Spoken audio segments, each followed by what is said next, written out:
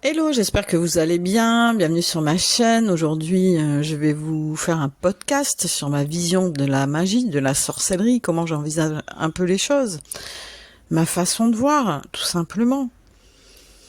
Et donc, il y a beaucoup de choses à dire, hein, donc ça reste quand même une introduction, ça reste un résumé, on va dire. Après, il y aura peut-être d'autres podcasts qui suivront, mais c'est pas sûr. Rien n'est sûr dans la vie. Voilà déjà ce que j'ai à dire. Et puis j'ai à dire que, bah oui, tout est magie pour qui veut bien le voir. Hein, que ce soit un brin d'herbe, que ce soit un nuage dans le ciel, que ce soit... Tout dépend. Donc il n'y a pas besoin, à mon sens, de faire vraiment des rituels pour faire de la magie déjà à la base. Puisque on peut être envoyé de l'énergie sans faire de rituel et la personne le reçoit très bien, ou ça peut être à destination d'autres choses ou d'autres entités, mais en tout cas, oui, j'en ai eu parfois l'exemple, en tout cas j'ai une anecdote en tête, donc si vous voulez je vous la raconte, hein, c'est-à-dire que, eh bien oui, je travaillais avec quelqu'un en équipe. Et c'est vrai que la nuit, je me suis dit, oh non, j'ai pas envie de travailler avec elle. Bon, rien de méchant, hein, j'ai pas fait de rituel, rien du tout. Je me suis juste dit, je n'ai pas envie de travailler avec cette personne, nous n'avons pas la même vision. C'est quelqu'un qui, son discours me saoule, tout simplement, parce que j'y adhère pas forcément, je trouve que c'est trop. Voilà, et donc je me disais dans la nuit, eh bien, oh là là, j'ai pas envie de travailler avec elle, ça va être une journée... compliqué, c'est quelqu'un que j'adhère pas du tout à ses idées, etc. Et donc, à mon avis, cette personne n'était pas dans l'essentiel du travail, voilà. Elle était plus dans les petits détails, mais bon, après chacun est comme il est, voilà. Et donc le lendemain, la fille vient me voir directement, hein, donc le lendemain, hein, à 8h30, et elle se plante devant moi et elle me dit bah, j'ai passé une super mauvaise nuit, je voulais t'en parler. J'ai dit ah bon, oui, parce que j'ai eu l'impression cette nuit, enfin j'ai eu l'impression que tu ne m'aimes pas, que tu n'as pas envie de travailler avec moi, etc. Donc c'est vrai que j'ai été un petit peu interloquée.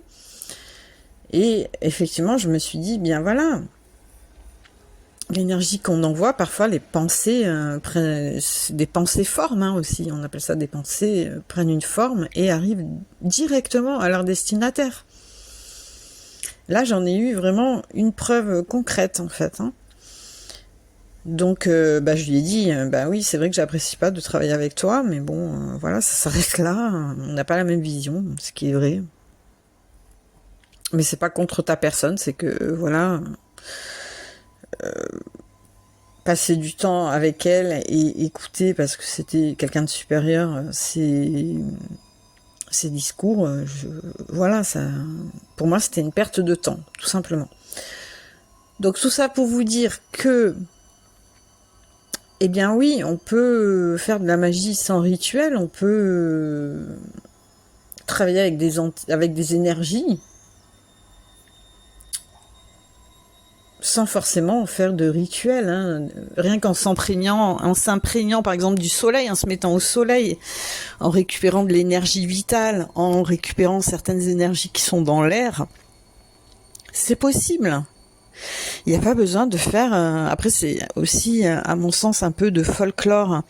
Alors bien sûr, il y a quand même une haute magie où il y a des règles à respecter parce que ça a été... c'est un savoir ancestral, je pense qu'il faut aussi respecter, qui se perd, hein, d'ailleurs.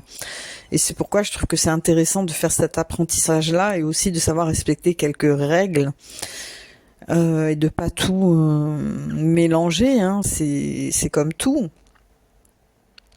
Mais foncièrement parlant, oui, le folklore, enfin je veux dire, c'est pas parce qu'on a la forme, hein, c'est-à-dire qu'on a un look complètement gothique, même si j'adore ce look. C'est pas parce qu'on a une forme, voilà, qu'on a des gros tatouages de corbeaux et de maisons hantées sur ses bras, par exemple, qu'on a des bijoux noirs, que forcément ça va faire, ou des ongles noirs, que ça va faire de nous quelqu'un qui est puissant. Bon, certes, la forme, le fond et la forme sont importantes, hein, mais toutefois, encore une fois, on peut rester humble, on peut rester sans aucun folklore et être un sorcier ou une sorcière puissante. Hein, tout dépend. Tout dépend. Hein, donc ça, voilà. C'est une chose. Ensuite, il faut savoir que oui, les rituels, vous pouvez faire des milliers de rituels, à mon sens. Si vous n'êtes pas convaincu intérieurement, si vous n'êtes pas prêt, qu'il y a des blocages intérieurs qui fait que voilà, eh bien, vous ne recevrez rien. Hein, tout simplement, vous pouvez faire 10 000 rituels d'argent si il y a un blocage intérieur, que vous n'avez pas fait le travail intérieur, ou qu'il y a encore des freins, des résistances, même inconscientes. Hein, à ce moment-là, vous ne recevrez pas. Tout simplement. Donc, je pense que voilà, il faut savoir rester humble. Il faut savoir que on fait des demandes, hein, mais après, il y a aussi un travail intérieur à faire, et ça, c'est vraiment le plus important. Et c'est pourquoi que je pense que la magie de la sorcellerie, c'est vraiment bien pour nous faire travailler intérieurement déjà, pour se confronter véritablement à ses intentions, savoir qu'est-ce qui bloque encore en nous. Et puis pour apprendre, c'est un travail de mémoire aussi, c'est un travail de savoir qu'on apprend, c'est un travail d'apprentissage. Donc tout ça, c'est important. Le savoir, le rituel par lui-même est important dans le fait d'effectuer une gestuelle, d'effectuer avec le pouvoir de la parole aussi,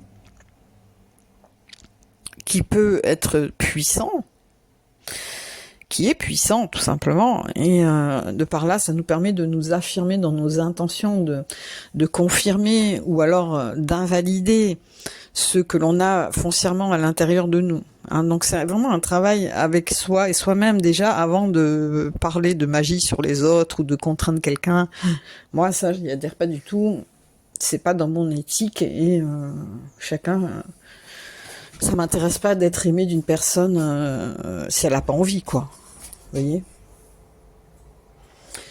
Donc voilà. Déjà ça, et puis je pense que la vie, de toute façon, a toujours le dernier mot. Et donc, vous pouvez par exemple faire un rituel de guérison pour quelqu'un, parce que ça vous fait du bien, parce que on fait une demande, hein, mais la vie n'est pas obligée de. La vie a ses propres schémas, donc si la personne. On peut faire un rituel de guérison et la personne peut quand même décéder, malheureusement. C'est un exemple, hein. Ce qui fait qu'il n'y a aucune garantie. Dans la vie, il n'y a aucune garantie dans rien. Et puis, foncièrement, ça reste quand même du domaine de l'ésotérisme. Donc oui, il y a une initiation, il y a quelque chose comme ça. Mais après, ça reste quand même, eh bien, un mystère. Hein. Après, effectivement, il peut y avoir des résultats. Parce qu'on joue avec l'astrologie, on joue avec beaucoup de choses. Tout ça pour vous dire que, voilà. Pardon. Il faut savoir rester humble, et pour moi, la magie est dans absolument tout.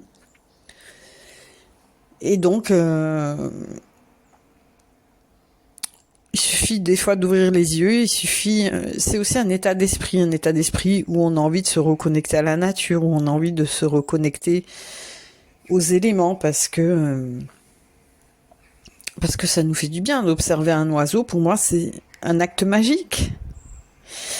Voilà, hein, donc c'est une petite introduction, on va dire,